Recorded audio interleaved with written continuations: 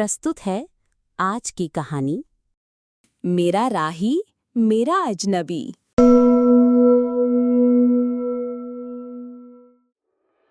University का auditorium खचाखच भरा था। हर सीट पर जोश और उत्साह टपक रहा था। ये कोई आम दिन नहीं था। ये था साहित्यिक संग्राम का फाइनल, जहां दो धुरंधर आमने सामने थे, अवनी शर्मा और कबीर मलिक। अवनी, जिसकी कलम में आग और दिमाग में तूफान था, अपनी बातों से सामने वाले को निशब्द कर देती थी। और सामने था कबीर, उतना ही तीखा, उतना ही आत्मविश्वास से भरा हुआ, जिसकी मुस्कान अवनी को पहले दिन से ही घमंडी लगती थी। बहस शुरू हुई। अवनी के शब्द तलवार की तरह चलते थे, तेज और नुकीले। कबीर के जवाब कमान से निकले तीर जैसे थे, सीधे निशाने पर लगते। हॉल तालियों से गूंज उठा। अवनी जीती, पर कबीर की वो चुपती हुई फिर भी आकर्षक मुस्कान और उसके तर्क अवनी के दिमाग में घूमते रहे। ये लड़का तो हद है, उसने मन ही मन सोचा। मेरा सबसे बड़ा दुश्मन। रात हुई, किताबों का ढेर और पिता की वो आवाज, इंजीनियरिंग पर ध्यान दो अवनी, ये कविताएं पेट नहीं भरेंगी। अवनी के दिल में तूफान था। कहाँ जाए, किससे कहे? उसने चुपचाप अपना लैपटॉप खोला और राज़े दिल नाम की उस गुमनाम शायरी फोरम पर लॉगिन किया। यहाँ वो मूनफ्लावर थी, अपनी सारी भड़ास, सारे सपने एक नज्म में उड़ेल दिए। पलक झपकते ही एक जवाब आया, राही। अवनी ने उस नज्म को पढ़ा। हर एक शब्द, हर एक मिसरा उसके दिल की बात कह रहा था, पर एक अलग ही खूबसूरती के साथ, जैसे कोई उसके बिखरे हुए जज्बातों को माला में पिरो दे। ये कौन है? वो सोच में पड़ गई। राही ने उसकी आत्मा को छू लिया था। हफ्ते महीने बीतते गए। मूनफ्लावर और राही सिर्फ ऑनलाइन नाम नहीं थे, वो एक दूसरे की रूह बन चुके थे। वो घंटों बातें करते, एक दूसरे को कविताएं भेजते, अपने सपने साझा करते। अवनी को लगा इस दुनिया में कोई तो है जो उसे सच में समझता है, जो उसकी कलम की आवाज को सुनता है। दिया, उसकी बेस्ट फ्रेंड, बार बार टोकती, यार अवनी, तू एक गुमनाम इंसान के पीछे इतनी पागल क्यों है? पर अवनी नहीं मानती थी। उसके लिए राही उसका सब कुछ था, उसकी पहचान। लेकिन कॉलेज में अवनी और कबीर की दुश्मनी बदस्तूर जारी थी। ग्रुप प्रोजेक्ट्स हों या कैंटीन में चाय की चुस्की, दोनों में हमेशा कुछ ना कुछ नोक-झोंक होती रहती थी। कबीर हमेशा अवनी को छेड़ने का कोई ना कोई बहाना ढूंढ लेता था, जैसे वो उसे गुस्सा दिलाकर ही खुश होता हो। अवनी को वो घमंडी, लापरवाह और नासमझ लगता था, लेकिन कबीर अंदर ही अंदर मुस्कुराता रहता था। वो मूनफ्लावर की असली पहचान जानता था, और यही वजह थी कि वो अवनी को कभी कभी राही के कुछ इशारे देता। पर अवनी अपने दुश्मन से इतनी नफरत करती थी कि उसने उन इशारों को कभी पकड़ा ही नहीं। साल का सबसे बड़ा इवेंट आ गया, यूनिवर्सिटी का वार्षिक साहित्यिक पुरस्कार। अवनी के पिता ने साफ कह दिया था, ये आखिरी मौका है अपनी कविता के काम का होने का सबूत देने का। अवनी पर दबाव था। कबीर भी फाइनलिस्ट था, वो भी किसी छिपी हुई वजह से ये अवार्ड जीतना चाहता था। एक प्रिलिमिनरी राउंड के दौरान अवनी के हाथ से स्याही का दाग उसकी पूरी कॉपी पर फैल गया। उसका दिल बैठ गया। उसने गुस्से से कागज को देखा, तभी उसकी नजर कबीर पर पड़ी। कबीर ने चुपचाप, बिना किसी को बताए, अपनी कॉपी से एक साफ शीट निकाली और उसे बढ़ा दी, साथ में एक करेक्शन फ्लूइड भी। अवनी ने एक पल को हिचकिचाई, क्या ये मुझे नीचा दिखा रहा है? पर उसके पास और कोई चारा नहीं था। उसने झुंझलाकर कॉपी ली, थैंक्स फुसफुसाई। कबीर ने उसे एक अजीब सी, जैसे सब कुछ जानता हो ऐसी नजर से देखा। अवनी को समझ नहीं आया, फाइनल जजिंग से ठीक पहले यूनिवर्सिटी के कॉमन फोरम पर एक पोस्ट वायरल हो गई। इसमें अवनी की पिछली कविता की धज्जियां उड़ाई गई थी। उसके लेखन को बचकाना और अर्थहीन बताया गया था। पोस्ट में इस्तेमाल किए गए शब्द और टोन बिल्कुल कबीर के अंदाज में थे। अवनी का खून खौल उठा। उसने बिना सोचे तुरंत कबीर पर शक किया। बैक स्टेज उसने कबीर को पकड़ा। तुमने ये सब किया है ना, मेरी इमेज खराब करने के लिए।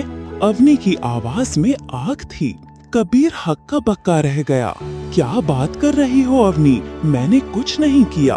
उसकी आंखों में सचमुच हैरानी थी, पर अवनी सुनने को तैयार नहीं थी। उसने चिल्लाकर कहा, मैं तुम्हें कभी माफ नहीं करूंगी। तुम एक नंबर के धोखेबाज हो। उनकी ये तीखी बहस पूरे कॉरिडोर में सुनाई दे रही थी। उस रात अवनी टूटी हुई थी। उसने राज़े दिल पर अपनी सारी भड़ास निकाली। उसने राही को बताया कि कैसे कबीर ने उसे धोखा दिया है, कैसे वो उसे जिंदगी भर नफरत करेगी। उसने कबीर को हर तरह से कोसा। राही यानी कबीर दूसरी तरफ बैठा बेचैन था। वो क्या जवाब दे, कैसे बताए कि वो ही राही है। उसके जवाब अब पहले जैसे नहीं थे। उनमें एक उदासी थी। वो बार बार पूछ रहा था, क्या नफरत सच में इतनी गहरी हो सकती है। फिर एक रात राही ने अवनी से मिलने का प्रस्ताव रखा। एक छोटे से कैफे में अवनी का दिल उछल पड़ा। उसकी जिंदगी का सबसे प्यारा अजनबी उससे मिलने आ रहा था। ये राही की आखिरी कोशिश थी खुद को अवनी के सामने लाने की। कबीर घर में अकेला बैठा था। उसने अपना एक छोटा सा डायरी निकाली जिसमें उसने मूनफ्लावर के लिए ढेरों कविताएं लिखी थी।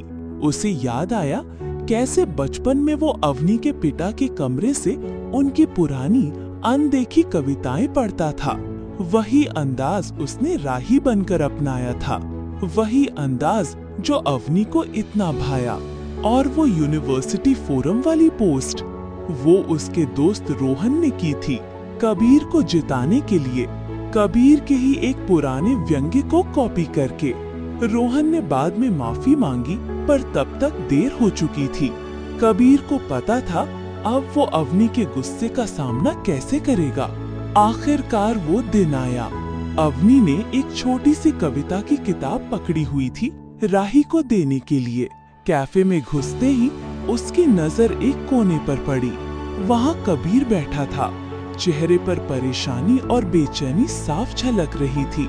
उसकी कलाई पर वो ब्रेसलेट था जिसके बारे में उसने कभी राही को बताया था कि मूनफ्लावर को ऐसा ब्रेसलेट पसंद है। और फिर उसकी नजर कबीर के लैपटॉप पर पड़ी। स्क्रीन पर राज़े दिल का चैट बॉक्स खुला था। मूनफ्लावर और राही की बातें। अवनी का दिल बैठ गया। उसके पैरों तले जमीन खसक गई। एक पल को उसे लगा जैसे उसे हार्ट अटैक आ जाएगा। Disbelief, horror, then pure rage. तुम राही हो। उसकी आवाज में गुस्सा और दिल टूटने का दर्द एक साथ था। कबीर खड़ा हो गया, कुछ कहने के लिए, माफी मांगने के लिए, पर अवनी ने उसे एक पल भी नहीं दिया। उसकी आंखों से आंसू बह रहे थे, क्रोध और विश्वासघात का मिश्रण। उसने अपनी कविताओं की किताब कबीर के चेहरे पर फेंक दी। तुमने मुझसे ये खेल खेला, ये सब नाटक था। मेरा राही एक अजनबी था, लेकिन तुम तो दुश्मन निकले। वो चिल्लाई और कैफे से बाहर भाग गई। पीछे एक टूटा हुआ हैरान कबीर खड़ा था। अवनी ने खुद को कमरे में बंद कर लिया। दिया ने उसे समझाया, एक बार उसकी बात सुन तो ले, पर अवनी किसी के सुनने को तैयार नहीं थी। उधर घर पर अवनी के पिता उसकी उदासी देखकर उसके लिए एक सही रिश्ता ढूंढने में लग गए, बिना जाने कि अवनी पर इसका क्या असर होगा। कबीर ने अवनी को अनगिनत मैसेजेस भेजे, कॉल किए, यहाँ तक कि वो उसके घर भी आया, पर अवनी के पिता ने उसे भगा दिया। कबीर ने थक हार कर राज़े दिल पर आखिरी बार मूनफ्लावर के लिए एक नज्म लिखी। ये एक कच्चा सीधा साधा इजहार था अपने गुनाह की माफी उसके लिए अपने प्यार का इजहार और उसे ये बताने का कि वो अपना दर्द कैसे झेल रहा है। उसने ये भी बताया कि उसने साहित्यिक पुरस्कार से अपना नाम वापस ले लिया है। ये अवनी के लिए उसका एक निजी बलिदान था, ताकि उसे लगे कि उसका दर्द कबीर के लिए किसी भी उपलब्धि से बड़ा है। राही की उस आखिरी नज्म को पढ़कर और कहीं से ये जानकर कि कबीर ने अवार्ड से नाम वापस ले लिया है, अवनी का दिल पसीज गया। उसे लगा एक बार उसकी बात सुननी चाहिए। उसने कबीर से मिलने का फैसला किया। इस बार वो यूनिवर्सिटी की लाइब्रेरी के एक शांत कोने में मिले। कबीर ने अपना दिल खोल कर रख दिया।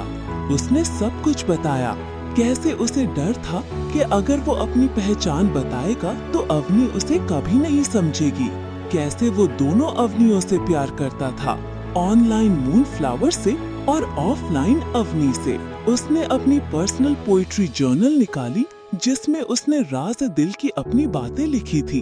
हर एक शब्द उस अनाम प्यार और सम्मान की गवाही दे रहा था।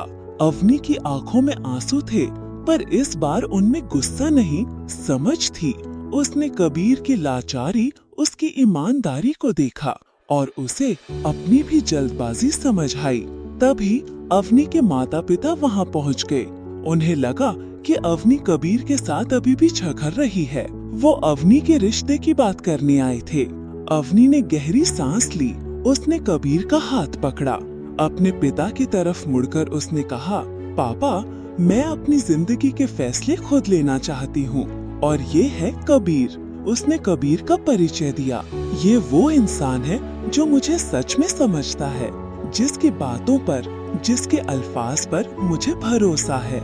ये विद्रोह नहीं था, ये एक शांत समझदारी भरा फैसला था, एक अपने सच को अपनाने का पल था। अवनी और कबीर ने एक दूसरे की तरफ देखा। एक हल्की सी मुस्कान उनके होठों पर थी। उनकी आंखों में भविष्य की उम्मीद थी, एक नए सिरे से सब कुछ शुरू करने की। वो हाथ में हाथ डाले यूनिवर्सिटी के लॉन में आगे बढ़ रहे थे, चुनौतियों का सामना करने के लिए तैयार, विश्वास और प्यार के साथ।